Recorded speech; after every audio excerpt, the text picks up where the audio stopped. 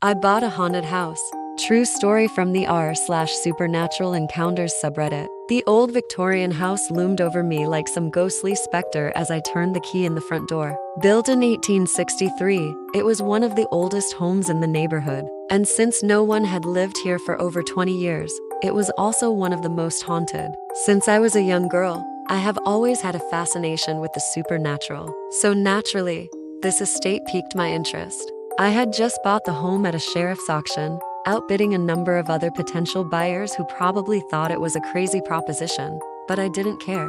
I loved old homes, and this one was so cheap that it was practically given away. I didn't know how haunted it was at the time, but if I did, I wouldn't have backed out. The house may have been cursed, but I had no curse stronger than my own desire to own it. And now, standing in the entryway, with dust swirling in the faint light coming through grimy windows, I could feel its presence heavy around me like a shroud. What secrets did these four walls hold? What spirits wandered the creaking upper floors above me? Making my way through the rooms on the ground floor, I could see they were all essentially empty, just remnants left behind by the former owners, the Carsons. An old rocking chair here, a porcelain doll there, all coated in dust, giving the impression that the family had simply vanished into thin air. But why? What compelled me to find out? As I went deeper into the home, I found more clues about the people who lived here. A photo of a woman holding a baby. In the fireplace, a collection of seashells, a man's shaving kit. These were all signs of life, of love, of happiness,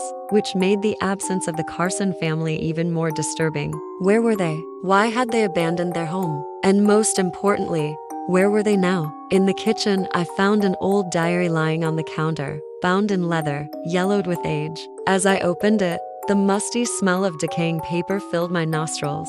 The first entry was dated 1897, written by a woman named Eliza Carson. Her neat script detailed her daily life here in the house, her joys and sorrows, her hopes and dreams. I felt a strange connection to her as I read on, feeling like we were friends, sharing secrets only we knew. Then suddenly, the tone of the writing changed.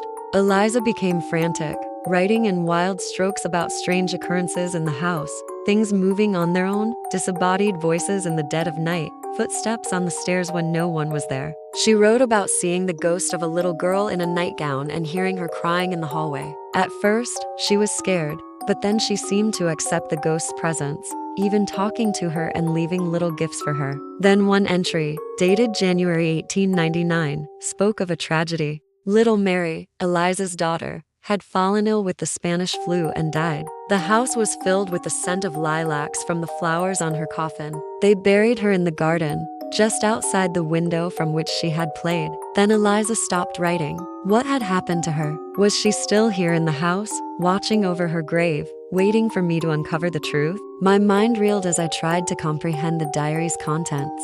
How much of it was real? How much imagined? Had Mary really died here, or was her ghost the cause of the haunting? Suddenly, something caught my eye. Hidden in the back of the diary was a folded sheet of paper, a love letter from a man named Thomas to Eliza. It told of his undying love for her, how he couldn't wait to spend the rest of his life with her. But the postmark on the envelope revealed the truth. Thomas had written this letter over 20 years after Mary's death, after Eliza and her husband had already passed away. Then who was living in the house at that point? Who was tending the garden, keeping the fires burning, dusting the furniture until the day they too died and left it abandoned, untouched for over 2 decades? The answer came to me in a flash. This wasn't just a haunted house. It was a time capsule, preserving the memories of those who once lived here, as if frozen in place when the last resident died, leaving it vacant, ripe for someone like me to come along and discover its secrets. But whose ghost was I sensing? Was it Eliza or Mary? Or both? Maybe neither. Excited to explore further, I headed upstairs to search for clues. The second floor was a labyrinth of hallways and rooms, each more dusty and cobwebbed than the last. The air grew colder as I climbed the stairs, sending shivers down my spine. I could feel their eyes upon me, their whispers echoing in my ears. I pressed on, determined to find the source of the haunting. In the master bedroom, I found more clues: a wedding ring nestled in the corner, a child's shoe under the bed, a half-finished painting on an easel. Here in this room, I could almost feel the family's presence, hear their laughter and hushed voices. It was as if they had never left. But something was off. There should have been 2 sets of these items, not just one. Where was the other half of the family? I searched everywhere, in the closets, under the floorboards, behind the curtains, but found nothing. Then I noticed a loose floorboard. I pried it up, and underneath, hidden in the dark space between the floorboards, I found a small key. It looked old, perhaps from the time of the Carson family. Where did it go? I scoured the room, searching for a lock to fit the key. Finally, I saw it, almost hidden in the shadows, a small safe tucked into the corner of the closet. With trembling hands, I inserted the key and slowly turned the dial. It clicked open, revealing a stack of letters tied together with a faded ribbon. These letters were from a lawyer informing Mr. and Mrs. Carson that they had inherited a fortune from a distant relative. They detailed how the Carsons would live comfortably for the rest of their lives, never having to worry about money again. But there was something else inside the safe, something small and plain, wrapped in brown paper. I unwrapped it carefully, revealing a silver locket. On the back, engraved in flowing script, was the name Mary. I opened it, revealing a miniature portrait of a beautiful young girl with long flowing hair and sparkling eyes. She was the spitting image of the little girl I had seen in the garden, the ghost in the nightgown. Hadn't she died? Was she really here all this time, trapped in the house, unable to move on because she had never received proper closure? The final clue was hidden behind the painting in the bedroom. I pulled it out, revealing a hook in the wall. I felt a surge of adrenaline as I realized what it was. It was a hook for a swing. The painting had been hiding it all this time. I raced back downstairs to the garden, clutching the locket in my hand.